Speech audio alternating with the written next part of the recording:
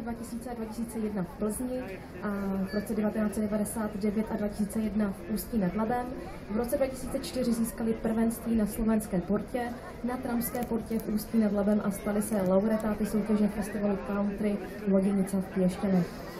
Skupina vyniká kvalitním čtyřhlasným vokálem, který zanedlouho uslyšíte, a také skvělou hrou na kytaru lídra skupiny Víti Borjánka.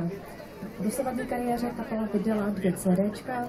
CDčko Prašná cesta je k zakoupení na internetu, a pokud se vám zalíbí, tak druhé CDčko Papírový drak se budete moci zakoupit přímo tady, a to buď to v přestávkách, které kapela bude mít v průběhu svého vystoupení, anebo na konci vystoupení, takže se nestyďte. Pokud se vám zalíbí, tak přijďte sem na pódium a můžete si od kapely to CDčko zakoupit.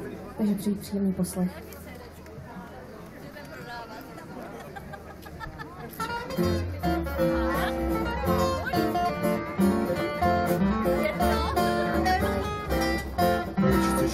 Proč chceš znát, proč se pořád musím ptát, jestli tě mám, když se podzim blíží, jak ne jak hrát.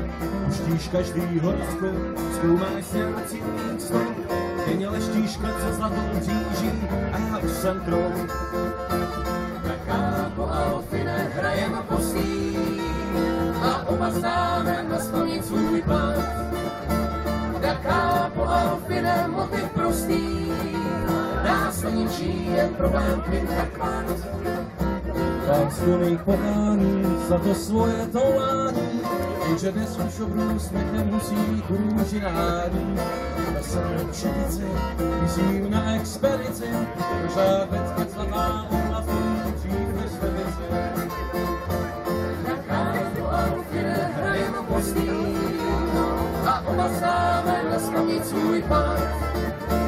Taká po Alfine motiv prostý, nás ničí, jen problém kvinta kvát. Až nás koštěm zamet